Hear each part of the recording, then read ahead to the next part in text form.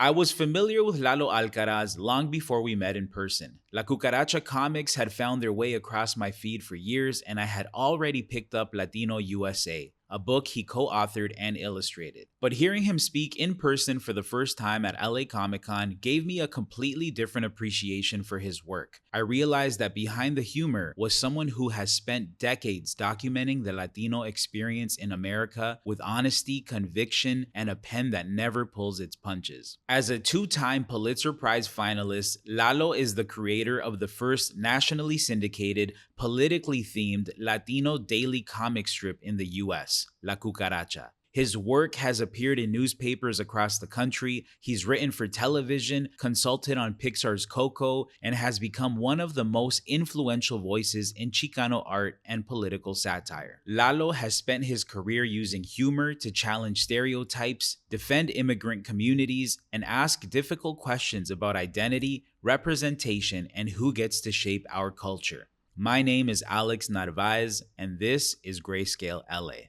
Lalo, thank you for coming in, my friend. Hey, I appreciate you, man. So we were just talking off camera, but we actually met at Comic-Con, LA Comic-Con last year. That's where I first connected with you. Okay. Was I sweating profusely? No, you looked really calm, cool, and collected. Okay, good, because I was having a bad day. Okay. And I was walking, a mile from my car to the event, my panel I was late for. Right. And I hadn't had hip surgery, right? Ooh. I had double hip surgery last year. Wow. This year and last year. And I was struggling to walk. You didn't look like it on the day. Oh, okay, good. Because there were some guys that tried to talk to me in the hall. And I was like, ugh. I didn't even do a fist bump. I couldn't even do a fist bump. I was like pouring sweat, dying. It was amazing that I should have stayed home, Right. Because I could not walk without massive pain. Right. And it was hot. And I'm sweaty anyway, Yeah. So I'm glad it wasn't that guy. I'm trying to look for that guy. No, it was great. Apologize to him. You soldiered it out. It was a great. I heard that panel you're referring to is probably the one that I sat in on. Oh, good. It was the Latinx. It was like a Latinx panel, something like that. I forget the exact title. It was actually a quite long title. Was it in about animation? I think it was because it was you, Pablo Leon, Angela Sanchez. Yes, exactly. Yeah. So that that was a human dynamo. Angela Sanchez. But the conversation was great. I saw some of your work that was coming out of that panel too. But something that stuck with me even after that panel, leaving that day, was you said something, and you said it in your humorous way, but it was about the Latino identity being so convoluted that we can't decide on how we even refer to ourselves. Yeah. And that stuck with me because I'm like, man, this is a conversation I have with a lot of industry professionals. Like, is the politically correct term Latinx, Latino, Latina, Latine, like Hispanic, raza? There's so many terms. Yeah. And yet, at the same time, they don't all necessarily apply to each group, right? And that actually brings me to this. Like, I picked up this, and just going through this kind of touches on some of that as well. And I remember looking at this is before I had met you, and I just thought, man, these illustrations are really dope. Like, these are really great, and they do a good job of conveying history, but also touching on like social themes in a humorous way, right? So I bring that up. If you found any humor in that, I wrote it. I did find some. And drew it. I have a co-author. He's a brilliant academic. Yeah, of course. Milan Stavas. I was going to say I forgot his name, but no. I picked this up again before I met you. I went to a Latino bookstore, and I picked this up, and I thought it was great. But the themes that are discussed in that point that you brought up on the day of the panel, how do you feel about that today? I mean, how do we even, as Latino population, how do we even educate ourselves on what is the correct terminology to use? Yeah, I mean, I as I get older, I care even less because I just use whatever term I want to use. I'm a Chicano.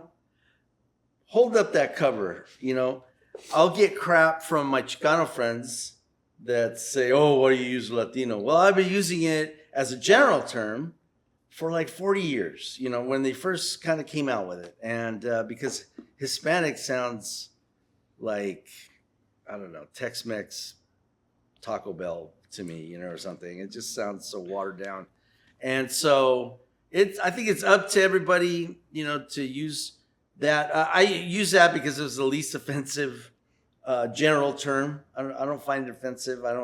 And also I'm not an ideologue, you know, like I was thinking about this morning. Like I have many problems with a lot of people and they have problems with me because I don't go along with their opinion. Like a lot of my hate mail or hate posts is people are mad that I don't like, they like my cartoons up until I disagree with them. And then they hate me. They're like, oh my God. And they're trying to convince me. I'm like, yo, I'm the one that convinces people, not you. You're not going to convince me.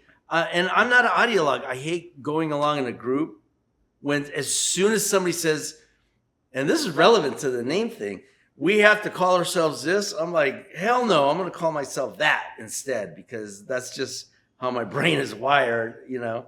And it just seems like if too many people are going along with the thing, something's got to be wrong with it. So and that's why I don't get along with certain political groups. For sure. And I don't mean the right wing, you know, I mean, I don't get along with them anyway, but you know, I don't get along with some of our own political groups because they demand to toe the line on a thing. And I'm like, I don't operate like that. Yeah, so, yeah. I hear you.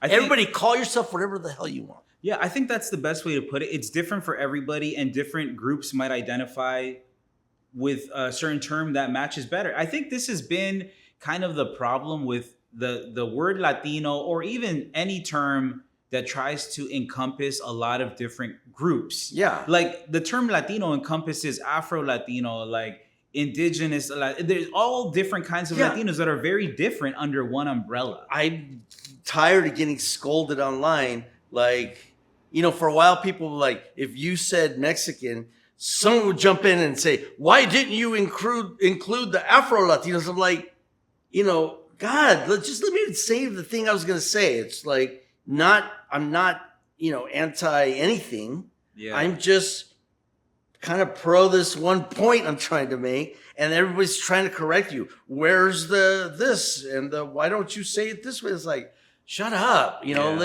if I wanted, like my recent cartoon I did about the World Cup with the Loteria card with Julian Quiñones holding up the ball, you know. A friend suggested, you know, if you did that one, but if you put Julian Quiñones on there, man, that would be awesome and a moment for Afro-Latinos, you know, and immigrants to Mexico. And, you know, like Mexicans saying, Mexicans are wherever the hell they want to be, or are born wherever they you know, donde les da la pinche gana.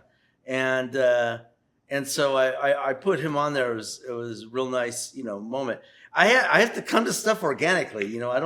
I'm like, I don't read the memos, man. I don't go to the committee meetings, you know. And so it is kind of a problem politically. But this morning I went to get my coffee at a certain convenience store. Right. I walk in and I brought my stuff to the front, and the cashier is a Middle Eastern guy, and he's watching the World Cup right this very moment. The game is going on right now, and I go, "Good luck to your team," you know. And he turns to me, he goes, "Thank you." Egypt versus Argentina. I'm like, "Go Egypt!" right. Well, it's because nobody likes Argentina. No offense, all my 0 Argentinian friends. But, you know, we're fractured, and that's how it is. We're fractured, yeah. It's cool. We have so many flavors and varieties, you know, maybe we should focus on that, how wonderful Mexicans are. Yeah. Just kidding. Everybody's wonderful. I had this conversation with Richard Cabral earlier this year. It was great because he came at it from a stance of like, that word Latino, he's like, I don't use it. I don't believe in it. It means nothing to me. He's like, I'm Mexican. And you know, for instance, me and Richard, we're homies. That's my guy. We support each other. And I told him in that conversation, you know, I use the word Latino. I'm of Salvadoreño descent. I was born in Salvador, raised in Canada and Toronto, and then I moved over here eventually. Woo, part Sasquatch. That explains a lot. Parts exactly. Part Sasquatch. So, but me and him, we still have a brotherhood under this theme of being Latinos, you know. But in that moment, it was an interesting discussion because it was like, I'm not Mexican, but he identifies as Mexican, not Latino, but we're still united under this overall arching umbrella of Latino. So I like the unity component of it, but I do think that there's still so many separate groups that it's hard to group us as one. Yeah, I think we just need to have, and here I'm going to preach about Chicanismo. Yeah, is the Chicano spirit? If when you do it right, and not when you're an a-hole. But it's to help each other, right? And you should want to help other Chicanos and Mexicanos and immigrants. And you should also want to help Salvadoreños and everybody except Argentinians. That's what we can all agree upon. But we want to help everybody, and we should help everybody. And right. I just had this conversation about Hollywood. You know, like this guy at dinner was a real bore, and he was talking about, I can't say half the things he said, but he was like, he's a real estate dude. Real estate dude's coming up too much in this conversation. The pre-show stuff. But he said, we need to be owners in Hollywood. I'm like, sure, but then if you're an owner, if you make your own studio or whatever, then what are you going to do with that? You're just going to be a selfish jackass, and and honestly, like in Hollywood, my I have a 10-prong career. You have tentacles and everything. Lots of pots going on, lots of tentacles, and the main people that have helped me, that have reached out in Hollywood, been Black producers, Black executives. They extend the hand, and because they probably see like, how come these Latinos, and the underarching unifying term, how come they don't help each other? Well, we all hate each other, I think. It's like, the worst enemy of a Latino is another Latino. That's the flip side of all this. It doesn't matter what we call each other or what we call ourselves as a group, because I don't know. I think the fracture is going to be there. It's such a big obstacle that people only help themselves. And in Hollywood, hey, maybe that it attracts those personalities in Hollywood. I don't know. What do you think causes that? I mean, I've heard that from so many professionals. I'm new to LA, I'm new to Hollywood, but I'm networking with great people like yourself and other amazing people. And I'm finding that the common theme about why Latinos are not where they could or should be is because there's a lack of unity amongst the top tier decision makers, gatekeepers, right? So my question to you is, what causes this, and how do we beat this like crabs in a bucket mentality where everyone's trying to get to the top but no one helps each other? How do we overcome this? I don't know. I mean, we don't. We have to a huevo do it. Like we don't own the bucket, and even if we own our own little bucket, it doesn't matter, because you own your bucket and then you're like, I got mine. And I just know so many people in Hollywood like that, Latinos. They don't help other Latinos. And then when it comes time, when like the hammer comes down on them, nobody's there to help them, and what you do, you try to kind of extend, once you get in a position, try to extend that hand out, don't pull the ladder up, and so I don't know. I mean, maybe we just need to make better people, and just start all over. Yeah. And start with better people. But I think that we all need that Chicano spirit of helping others. And like I said, don't scold me for saying Chicano and being Chicano. I know all the bad shit about being Chicano that's in every group, So, I think we need to seriously help each other and not just hoard resources. Yeah. It's not like, and we're fighting over scraps, anyway. And we don't really have gatekeepers. We don't have gatekeepers. We have some people that have risen, but they rose by not helping Latinos. They just helped themselves. and they love the mainstream culture, and they would rather help them than. Anyway, I'm going to get in trouble with this. Let's talk about art, man. Okay, what I do want to get to is, the idea of like survival and humor. I feel like, I've heard a lot of your story. I've heard you speak, and growing up in the like near the border towns, it created this different perception than I think a lot of people that are outside of border towns have. And you also being Chicano, of Mexican immigrant parents, but growing up on the US side, but traveling back and forth. I think that a lot of communities that I speak to, the ones that tend to be oppressed or overlooked or not represented, there tends to be a lot of humor that comes out of these communities. Oh yeah, too. I mean, I don't know about El Salvador, but I'm pretty sure they sit around and crack jokes all fucking we're day funny. long, right? We're funny people. Yeah, and so are Mexicans. Look at right now.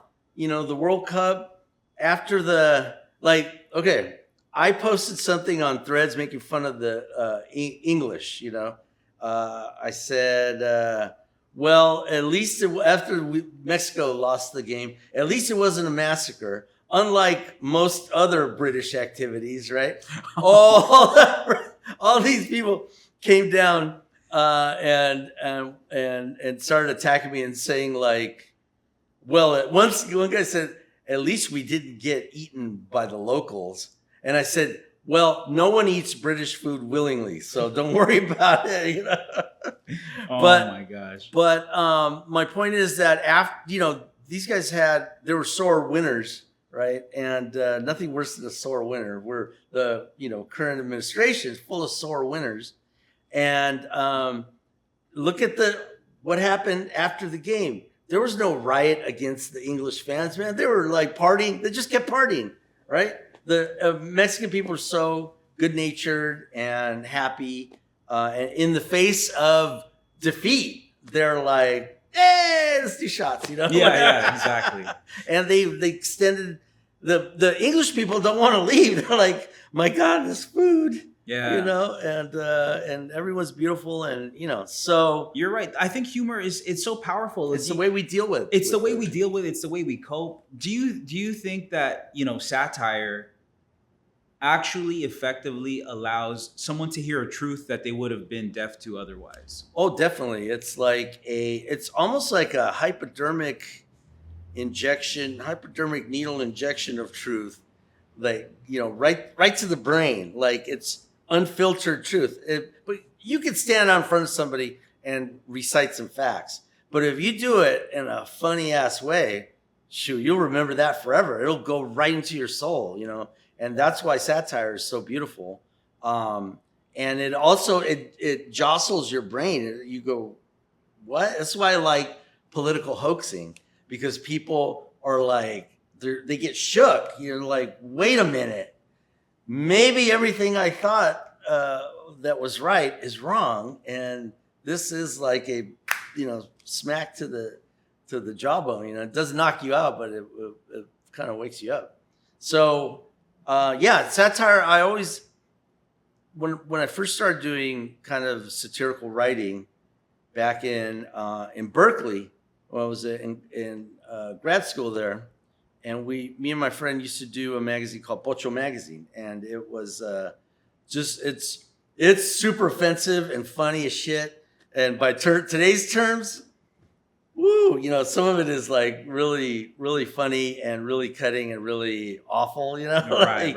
And but it told so much like more truth. Like my comics, I think there's so much more truth in my daily comic strip than sometimes there is on the article next to it, So unless that article is the horoscopes, then quién sabe. Let's talk about La Cucaracha, man. I think a lot of people know you for La Cucaracha. It's been running for 30 years now? 23. Well, 23 years a daily version. Okay. It's going to be 24 years this fall. Right. In November. And then, but I had started doing in the LA Weekly in 1992. Yeah. As a result of the LA riots, LA Cucaracha in the LA Weekly. So I started doing a weekly cartoon there, and that's where that character and was born. And then I got syndicated for editorial cartoons, and then I was asked, "Do you want to pitch a daily comic strip?" And I said, "I'll give it a shot because it's like winning the lottery, and it's almost impossible." And back then and today, I mean, newspapers are withering away. So Yeah. it's real rough, but I'm still hanging in there until the wheels fall off, I think it's so important, and I think the fact that you are able to do it independently too, and you still post up your illustrations and all, I think that we need that now more than ever, man, with publications dying and just so many things consolidating and going away, layoffs, like our industry's in a weird place. Yeah, it's very weird. It's very been weird for 20 years. But I have this one button on, but I had this other button I didn't put on. I love Latino media. There you go. And it is from my employer, Calo News, where I do my editorial cartoons, luckily paid twice a week or more. It's a great, this is where the news is hitting the ground. It's independent Latino media doing it in the neighborhoods, and covering what a big, paper like the LA Times tries to do, but just doesn't, they're covering everything on the planet. And Calo News, LA Taco, the new one called the Local, I think. We're all kind of niche, publications, but we're doing it. I'm hanging on tight. I think I'm gonna have been there 2 years this year, and I'm super grateful because my dream is always to be the editorial cartoonist for the LA Times, but they don't even have an editorial cartoonist anymore. My hero was Paul Conrad. Paul Conrad was a legendary cartoonist for the LA Times who did not give a damn about whatever you said about him. He was on Nixon's enemies list, President Nixon's enemies list. And I was like, that's a goal in my life, But since I can't do it at the LA Times, I mean, I have my comic strip in the LA Times, and my comic strip is political, and it's replaced where Doonesbury was in the Daily. I'm at the top left. If you kids, if you find a LA Times newspaper, go to the comic section. It's towards the back, and it's the first one on the left. You can't miss it. I'm there to ruin your day or make your day. La Cucaracha. Man, it's impressive how long you've been able to keep doing it, and also I find it's always a polarizing effect. People love it, people hate it, but regardless, it's still going. You can't stop it. You can't stop La Cucaracha. Like the Cucaracha. I'm going until the wings fall off. Amazing. But congrats on that, man. That's a great run. I feel like it's an important part of our culture. Like I told you, I grew up in Toronto, and even I saw some of your Cucarachas, cartoons that went viral and people shared, and it got to me in Canada, right? Wow, so that's cool. That's how important I think it is what you do. But I want to go back to the 92 riots for a second, because you mentioned that was the start. If the 92 riots wouldn't have happened, would your career be where it is today? I mean, I'm an unstoppable drawing force, but yeah, I don't think that the cracks would have opened up as quickly, because literally, the riots happened in April of 1992, and my strip, my panel was in the LA Weekly by June. Wow. And that is because somebody told the editor of the LA Weekly, who went on to be Kit Rackless, went on to be the editor of LA Magazine. You know what? We need to open up I mean, everybody had that conversation in LA. We obviously need to open up society a little more to Black and brown people, because look, we thought the riots of the 60s were it, right? There was a lot of angry, discontented people that didn't have access to everything that, you know, a big city like LA is like to the society, you know. And so they opened up lots of different, venues, organizations, and because they realized this. And actually, my friend and editor, an editor in the LA Weekly, Ruben Martinez, who is, I believe, half Mexican, half Salvadoran, went to Kit Rackless and said, you should take a pitch from Lalo, because I was already in the art scene. I was performing comedy and I was doing cartoons and art and Pocho magazine. And he's like, you should have him come in and do a cartoon for the weekly. So they accepted my pitch. I pitched the cartoons, and they only took one out of the 12 I think I did. And I was in there for like till 2010, until the weekly sadly became like a dispensary pamphlet, you know. Like it's like, I don't even think it exists anymore, but maybe it does. I'm not sure. But that's one guy that made a difference in my life. Yeah. But also, the LA riots definitely cracked everything open. To see it still going today, I think that's what's impressive, because it means that there's still a place for it. Like there's still room for something like La Cucaracha, which came out of the LA riots. Like that correlation with today's society means that there's still need for voices like that. Yeah, I mean, we need representation. I mean, we are, that there's this UCLA report about diversity in media that comes out every year. Yeah. And I finally met the main person that does the report at some event. I met her and I said, you know what? I've always wanted to tell you this. Just take your report and just change the date on it every year. You don't have to work anymore, because we're good getting nowhere. You know, we're like stuck at like 6% of representations. It goes up and down a little bit every year, but we are at 6% in representation in movies, TV, film, in books as characters, graphic novels, comic strips is way worse than 6%. It's like, I am the 1%, you know, like there's me and one other Latino comic strip, Baldo, that's out there. He's in way more papers than I am, but is more family oriented. But it's just, there's a need. There's a need for 10 more cucarachas, you know? Yeah, absolutely.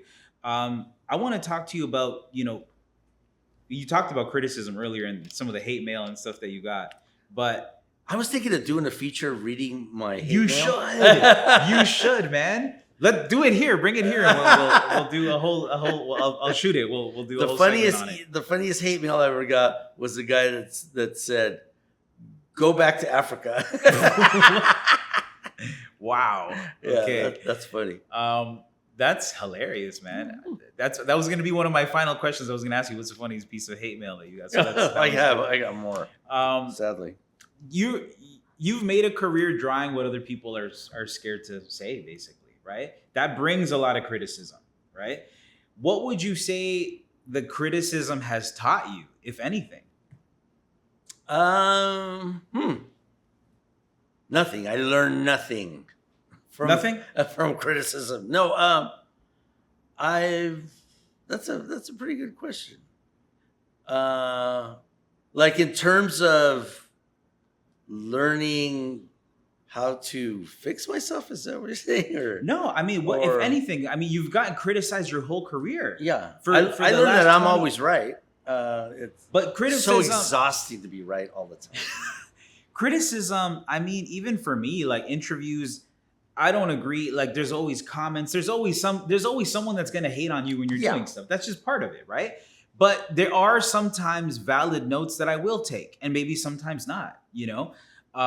But have you learned anything through the years of criticism for you? Well, I think I've learned that all the 99% of the death threats and violent threats are, BS. It's just, like my friend Gustavo Arellano from the LA Times says, armchair Aztecs, he calls them, keyboard warriors. Keyboard warriors, right. And so they never follow through, and so that's good. But I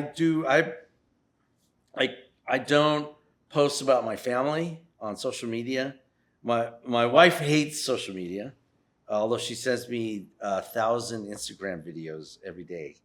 But we don't post about our kids and my kids are doing great. They're like finally out of college. That's why I've always been broke, because me and my wife put 3 kids through college. All right. That's our revenge against this country, right? Against the bad shit. And I've learned that, I still need to protect my family, keep them out of the limelight. And also, I've learned that, I learned to, like I said, I'm joking about always being correct, right? But I've learned that I just need to keep on going and let the criticism bounce off, because I have a very clear vision of what I want. I try to be correct. I try to be ethical about it, and so I think I'm on an okay, path. I'm not committing crimes. I'm doing good stuff. What about more specifically, like, there's always two sides to the coin, right? So we get praised and we get criticized. Is there something that, you can learn from criticism that you can't learn from praise? Yeah. I mean, obviously, like, people praise you all day long. It can either make your head even larger, or you can lose yourself in that and start to think that you can't do no wrong. But I regulate myself. So, if like the rare, back in the day, they used to either show up at a show and talk shit to your face. That went away. Then they literally used snail mail. They would send, because my P.O. box was always out there. They would send me snail mail, and then it became email. Then it became posts. So now it's posts. Like I said, all my British friends came after me. Right. But once in a while, someone will say, "Hey, man, that thing you just said to that person in the previous post, man, it was rude," or this and that. I'm like, okay, maybe I should calm down. Maybe I shouldn't be drinking and texting at midnight. Probably a bad idea. And so I've learned to kind of, not drinking text. Yeah, not drinking text is a good one. Not late night text, or not text, but post. Right. And so I do learn that, and I try to be nicer in my old age and not be so acerbic to everyone, but I got, not perfect. Yeah. I think something that you've covered throughout your whole career, and especially we see a lot of it now in the later years, especially with this administration, but you've covered immigration a lot. Yes. With your work. How do you approach, your comic or drawings or even just your storytelling now with immigration? Because I know you're also a community guy, so the humanity element is important to you. How do you not get lost in the politics and still focus on the humanity when you're creating? Yeah, that's a good question too. You saved all the good questions for the end. So I leave dazed and confused. My guiding light is, my youth growing up. Like San Diego really, San Diego is a city of, you think LA is a city of contrast, man. San Diego, huge contrast. In denial that it's on the U.S.-Mexico border. And that messes with your head, And I didn't live, in Chula Vista or anything, or San Isidro, but I lived, just 15, 20 minutes from the border in Lemon Grove. And I went to San Diego State University, and you could see the contrast just going, we'd go shopping, get our groceries in Mexico, in Tijuana. and you can see it that way. And then once you cross the militarized zone, you see it there. But then when they treat us the same way inland in San Diego, and they treat us all like we're all undocumented immigrants, and you see the injustice, and you see the way that the government treats brown people, and it just no one will ever convince me otherwise that is not a correct viewpoint to defend those people. And I could point back to my parents and say, of course, they're Mexican immigrants. They came, did the best they could, and unleashed me onto the world, which is a good thing, I think, from my point of view. But I have to be involved in the politics part. I'm not a policy person, but I'm a political person, and I just like to, I stand for what's right, and stand for what's obviously right, which is protecting immigrants and families, but also not being scared to fight back, and fight back with harsh words and harsh actions. We have to. So yeah, I don't know if that's a good answer. No, but that's a great answer. I just know I'm not mellowing on this point. That's fantastic. What comes to mind to me is, earlier or maybe late last year, where the Trump administration started coming after the late night television shows and media. And I think about somebody like yourself, where do you ever fear that because you're outspoken, the repercussions will be to try to silence you, diminish your platforms? Like, how do you deal with that? Well, yeah, I think a lot of people lately, because that those people in the Midwest, are they in Texas or upper Midwest, that were arrested, for the one guy when they had the headline, they have this Chicano cartoonist detained and charged 30 years, sentenced to 30 years in prison for moving a box of zines. I'm like, that could be me, if they wanted to come after me and put me in that situation. I mean, these guys are on the front line and they're protesting. They're going to that. Me, I just had hip replacement surgery. I don't think I'm gonna be running around cops anytime soon. But how did that must mess with your? People have been asking me lately, like, yeah, what do you think? Are you okay? I'm okay. I want to think I'm an institution now. Of course, they came after the rich white guys too. So it's like, when this has it has everything to do with it. The big mass shooting in Vegas that they had when the guy shot down from at the country concert, right? Yep. Country music concert. When people cite the shooting, I can't even keep track of all the names of the shootings, but people cite that shooting where they shot at little kids, kindergartners and first graders and stuff. And this country did nothing about it. And then that was a mind-blowing thing. And then this Vegas shooting happened at a country concert. And this country did nothing about it. At that point, I got scared. I'm like, uh-oh. If they don't protect their own, even their own voters, they were like, we don't care. Die. Where are we at? Right. And that one keeps me up at night. And so I feel like we're all vulnerable. They just pick and choose, whatever makes the biggest splash. Of course, they go after Jimmy Kimmel, and Colbert, and that makes a big splash. Yeah. But I want to commend you, because I think the work that you do, in a way, you are on the front lines, and you are a public facing person that through your work, like you said, you've gotten hate mail, you get critiqued, right? And the government and the politicians, they're not blind to what you're outputting. everybody sees it. You've been around for a long time. You're a voice in the community, right? So I want to I commend guess. you.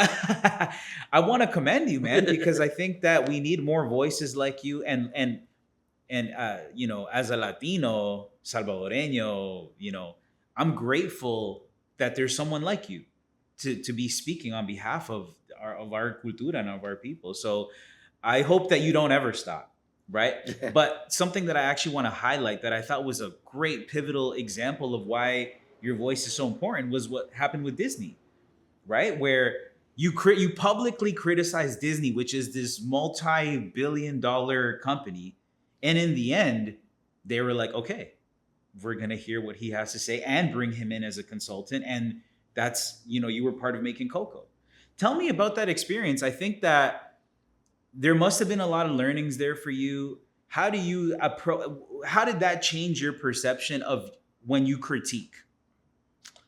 Yeah, and that's funny too, because you made me realize right now that when Disney tried to trademark the term Dia de los Muertos, there was people that started a petition. You know, a professor out in like Denver, I think, a Chicano studies professor, she started a petition that reached 10,000 overnight, because this news broke on a Tuesday that they were going to try to trademark. And we learned through a super fan that follows trademark notices and said, oh, look, they're trying to trademark Dia de los Muertos. They didn't know what they were unleashing, you know. And everybody was like, what? You know. And then that was Tuesday. By Thursday night, like the petition went to 10,000. I had put out my cartoon, which was Muerto Mouse, a giant monster mouse coming for your cultura was the thing. And that was a derivative of Migra Mouse. And right? Migra Mouse was my bookends are always going to be those two mouse cartoons. Right. And that's how prevalent Disney is in our lives, you know, in Southern California. But by Thursday night, Disney withdrew the trademark application. Tuesday to Thursday, you know, and that week went by so fast. People were so outraged. And then in the end, we were like, we actually won one of these battles. I can't believe it, you know? Yeah. And so then a year later is when they asked through a Chicana friend of mine from Tucson that was a consultant on Elena Vavalor. I can never remember that show. Okay. Kids show, Elena Vavalor. And she reached out and said, you know, they want to talk to you. I'm working on this movie. The executive producer asked me to reach out to you and see. And the executive producer was a totally cool lady that actually went to San Diego State, my same department, and was a great, like a hippie, you know, and teenage runaway. Like she was an executive producer at Pixar, Darla Anderson. And they took me to lunch, and I said, I need steaks and martinis, you know, because this is what struggling cartoonists eat and drink. And they gave me the pitch, and I said, well, you know, you're not, you know, you can't buy my name. If this is just buying my name for this, I don't want any part of it. And they said, absolutely not. We want to hire you. You're like, you have experience, you know the audience. That's my specialty, I think, is writing things that our audience, the Latino audience, will understand. And will appreciate and maybe learn something. And then the other main point, I said, are you going to listen to what I say? I was like, completely. I said, all right. Then secondly, I said, is there going to be brown facing in this movie? Because I don't want to see Brad Pitt trying to speak Spanish as a calavera in this movie. They said, absolutely not. There will be zero brown facing. So it was all Latino cast, except for, you know, they have the one guy that plays the dog in Toy Story. I forget his name, John something. Okay. He was on Cheers. He's the Lucky Charm. You know, he's in every Pixar movie as a Lucky Charm, and they give him a voice to be it. He was in Coco as the kid with the bracelets that goes, Grayscale. I think, pretty sure that was him. Anyway, they said, no, there will be no brown facing. And I said, all right, let's do it. And then, of course, people came out and said, oh, my God, you're sellout and this and that. Right. And people, after the movie came out, they were like, where people are sending the dumbest hate posts. Where is the flowing river of obsidian knives that carves away the flesh of the dead? We demand to see that. Like, it's not a documentary, dude. These are like myths and legends and things, right. That our ancestors came up with. This is not PBS, like they're looking for the accuracy all the way. It's like, come on, man. It's a Disney film. Kids movie. Pixar film. So anyway, it was quite an experience. It was a great experience. And is the next Coco coming out now? What's going on with that? I can legally say yes. Coco 2. We're working on it right now. And when I say we're working on it, I mean I've been on a couple Zooms and I've watched the first version of it. Amazing. Yeah, and I think that's all I can say. That's the most you could say. Talk to me in 3 years. That's when it's going to come out. So, okay. But it's going to be cool. Anytime we have some kind of a Latino-oriented story that's done well, and I know it's going to be done well because I think we knocked it out of the park the first time. First one was amazing. So, but we want more of that, not less, Yeah. Back to the original thought. Yes. These people, though, that were criticizing me, especially this one guy that runs a high school, an independent high school-ish, independent-ish high school in Lincoln Heights, was really going after me and calling me names. And I may have had to block him on Facebook, but this guy could not stop saying all this stupid stuff. But what they didn't realize, I was already working in Hollywood like 10 years before that. I had a show me and my friend that wrote Pocho Magazine, we had a show at Disney in development called the Chuco Brothers, about 3 little kids in the barrio with a talking lowrider, and we got as far as the casting, and then of course we got cut because they discovered we were brown, right? So, but I had always known that I wanted to be in Hollywood because that's where you can affect, the mainstream media. Right. As much as it's a pebble in an ocean, you can't not try, Yeah. So I had already worked with Disney, and right after I had worked with Fox, and right after that Coco came, then I worked at Nickelodeon. No, I'm lying. I worked at Fox again with what's his name, Seth MacFarlane, Right. on Yep. Border Town. Mm-hmm. And then I worked at Nickelodeon for the Casagrandes, and which was a great experience. We got to meet we tried to get every Latino actor voice into our show, and that went 3 years, and then I what did I do after that? Oh, it sucked after that. But I've been pitching stuff. Oh, I wrote a movie for Netflix. The Casa Grande movie. I was a co-writer on that. Nice. Yeah, well, me and you've been texting, and you've been telling me you're going into pitch meetings and doing all this stuff. So I got a pitch meeting tomorrow with an animation company. Right. So I'm gonna pitch him the kitchen sink and see what sticks. Nice. I hope something works. I want to end on on a reflective note of what drawing means to you. I mean, you could have picked any vehicle, and I mean, you still are dabbling in lots of vehicles, filmmaking, TV, but I feel like what people know you for, and I think what you're passionate about, is always going to be drawing. Yeah, recently I've been trying to figure out how can I not be broke week to week, have a constant, a steady income that I don't have to depend on. I mean, I have a production company.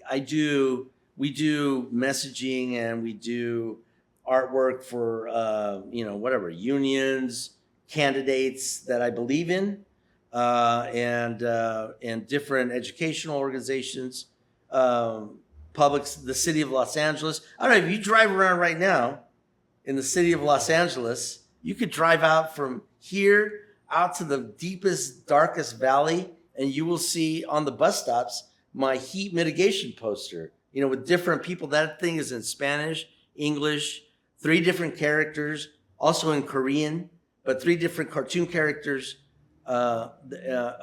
sweating, and it's about how to know if you're dying from heat stroke, Right. Check this chart before you fall over in the street and get run over by a bus. But so do that kind of work, and and But actually, what do you love about it? Like, I love. Oh, I know. I go. No, that's okay. I'm trying to get the essence of why you chose this. Like this as your legacy. People are gonna remember you for your cartoons, for your drawings. Yeah. What does it mean to you? That's the only thing I'm good at, and recently I've gotten really good at it. To the fact that I did that. I know there's a poster. Maybe you can insert it. The Firefest 250, making fun of the fair, Firefest, 4th of July thing, disaster, and I just drew that all. I mean, I set up. Kind of a sketch, but just of the layout and the font, and then I traced that. And then I just drew the jokes and characters just from my brain right through, like I didn't like workshop it or anything. I just did it. I knew what it had to be. And I wrote funny, stupid jokes throughout. And I was like, this is like the dream right here. This is me in 4th grade, just drawing. And that's what I always try to capture is, my favorite year of school. I have a master's degree, I have a college degree, I have a high school degree. 4th grade, man, just sitting there drawing and having fun. It's beautiful. And so I'm thinking of how am I going to continue that without retiring? Because cartoonists don't retire, we die at our drawing tables, right?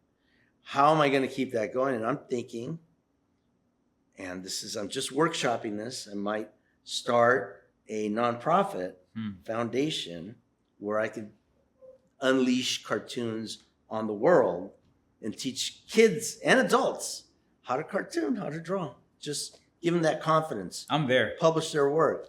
Let me know, man. First attendee, right here. Right here. This guy. So I know August 8th, you have Art Bolish coming up. Tell me a little bit about that. Yes, we're doing the show Art Bolish, and it is a show at Galeria Yasmin. It's going to be August 8th, 8/8. Good luck, Chinese numbers. 8/8, August 8th. And it's going to be held during the opening will be during the second Saturday's art walk in Pomona. But it is an art show I'm curating. I'm not that picky. I just called all my friends. I said, I didn't even say, give me an art piece on da da da da da da. I just showed them the flyer. I go, it's called Art Bolish. There's the images, as you can see on the screen right now, is an ice cube, and there's a paintbrush, but instead of a brush tip, it's a flame, and the ice cube's going, and it's all about, like instead of abolish ice, it's Art Bolish ice. Because we're not policy people, we're artists. And how would we get rid of ice? Well, through art. And that's the minimum requirement for these pieces. The gallery is, I've never even been there, is not large. And it's going to be packed with artwork, affordable pieces, prints also, and possibly sculpture too. And I'm going to have a handful of pieces on the Art Bolish theme, and it's going to be a wild opening. I'm going to demand an old school DJ play, Nice. And it's going to be really fun. So I invite everyone come out to Galeria Yasmin in Pomona, and I don't have the address. Where do people get tickets? This guy's so modern. There's no tickets, man. Just show up. Just show up. Show up. I'll be there. BYOB, but we'll have some. Amazing. I'll be there for sure. Good. Okay. Let's end on one final funny note, or to be serious note. What is your favorite cartoon of all time, not including any of yours? Oh, man. There's 2. Okay. One is that every, you know that Cinco de Mayo is also Inco de Mayo. It is National Cartoonist Day. Oh, okay. And so I don't know why they picked that, but it works for me. It's like a double holiday. Right. And online, everybody always publishes this one cartoon by, his name is Kliban, I think it's Kliban, Kliban, cartoonist. They used to draw cats a lot. And he has this cartoon, and it's this crowd walking through the street, and at the front of the crowd is a cop, like a, New York City Irish cop, and he's kicking or beating a blind guy, kicking him, getting him out of the way of this group, entourage. And in the middle is like a nerdy guy with big glasses, and then he's got two super hot like bikini models with him, right. And the dogs and cats are marching behind him, and then there's like a plain-looking woman going, oh, she's all in love in the back, and everybody's following this entourage of this guy, and then the cop is saying to the homeless blind guy he's kicking it, he's like, out of the way, scum, a cartoonist is coming through. And that's every cartoonist's favorite cartoon. Okay. We run, it is a wonderful cartoon. And I think female cartoonists redrew it, so it's a female with two hunks, My other favorite cartoon is this cartoon, I don't know who did it, but it's kind of a New Yorker cartoon, and it's a flying saucer has crashed, and two army guys are holding a gray alien, and he's going, you fools, you're letting him escape. And it's you see to the side, it's Trump, and he's naked, and he's just running like this. It's so funny. I'm gonna find these. Yeah, you got to run these. They're hilarious. I think that's the best cartoon done about Trump. And there's some this guy is a muse for everyone. That is just like the absolute best. Awesome. It just explains it. Lalo, thank you so much for coming through, man. Oh man, This thank was great. you. I appreciate you.